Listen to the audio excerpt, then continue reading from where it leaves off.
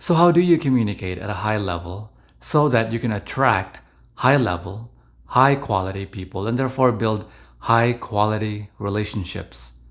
I'll answer that in a format in which better serves you. I can tell you all the strategies and techniques about communication, but you can find that on greatrelationshipsyou.com.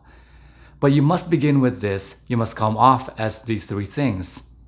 Number one, you must come off and firstly be and therefore come off as someone who is self-appreciative. To be someone who is self-appreciative is someone who has aligned their self-confidence and their self-esteem. Their self-confidence being what they can prove and demonstrate to themselves about themselves and to other people. And what they self-esteem being what you estimate about yourself, your self-estimation. What's the opposite of that? Well, what is someone who's self-appreciative? Someone who's self-appreciative is when you estimate about yourself what you can demonstrate to yourself. You don't have aggrandized estimation, meaning you estimate about yourself something so aggrandized you can't prove it to yourself, and therefore you can't even prove it to others. Not that you need to prove it to others, but you haven't demonstrated it to yourself, and this will come off to other people. Do you understand? The opposite of someone who is not self-appreciative, someone who doesn't appreciate themselves. Appreciation, remember, is what you know to be true about yourself. It's not being thankful. It's not having gratitude. It's knowing, estimating appropriately about something. So what's the opposite of someone who has their self-confidence, what they can prove to themselves what they estimate about themselves? Their estimation, self-estimation, and self-confidence are aligned. What's the opposite of that? The opposite of that is you have self-aggrandized view about yourself that you can't prove it to other people. You can't prove it to yourself. And this will rub off on other people. Other people can really tell when you're bullshitting. When you say things about yourself, you estimate about yourself, or you communicate to other people what you estimate about yourself, but you can't prove it to yourself, and therefore can't prove it to others if you wanted.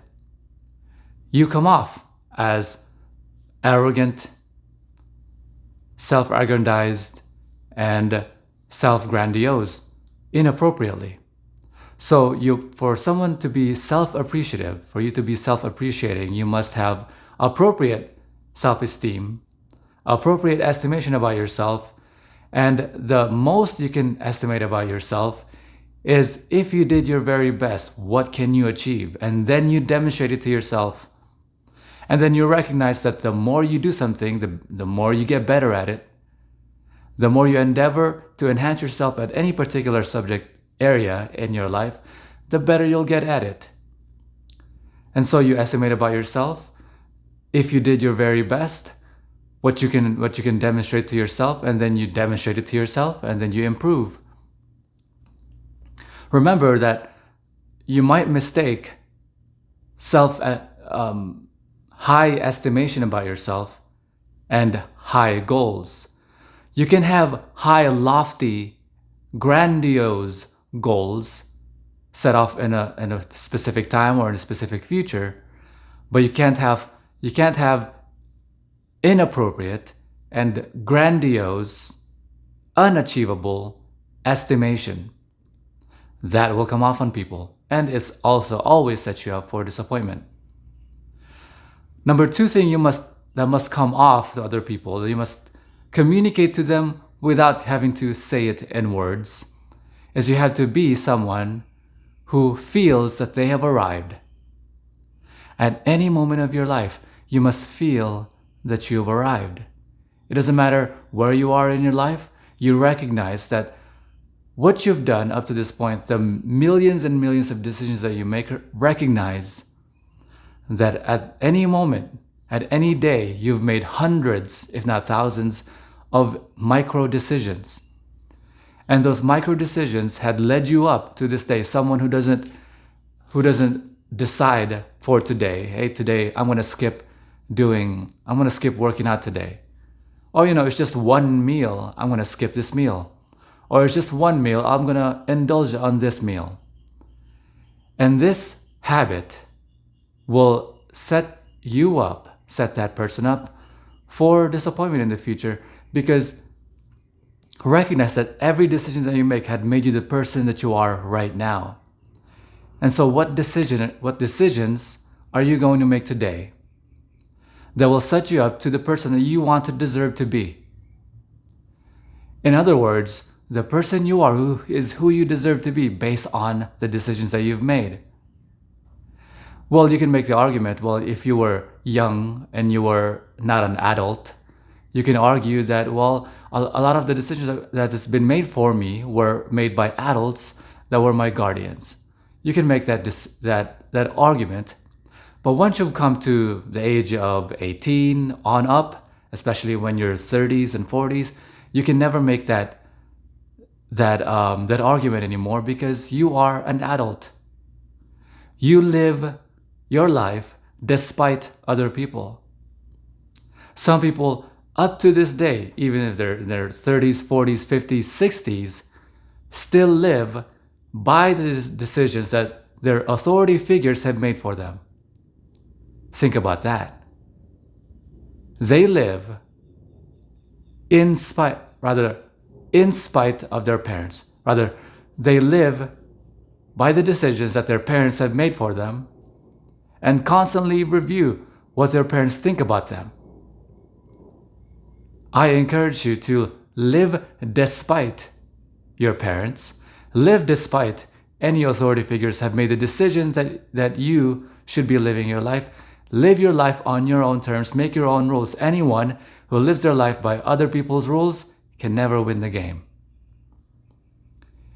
Number 3, you must exude that you are a happy person. This will communicate itself when you are a happy person. You have self-renewing, self-propagating happiness. Your happiness is on your own. Your happiness is sublime, and your happiness is self-regenerating. You are happy because you decide to be happy. Nothing external to you makes you happy. When you can communicate to this, high-level people will recognize it.